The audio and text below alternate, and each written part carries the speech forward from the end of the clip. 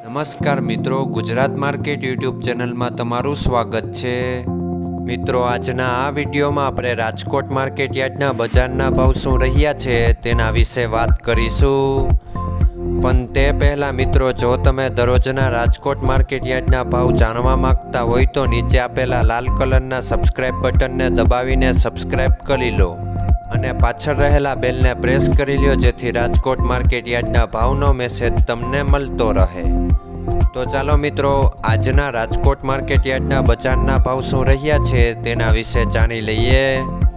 મિત્રો, આજના માર્કેટ યાર્ડના ભાવ આ મુજબ રહ્યા હતા।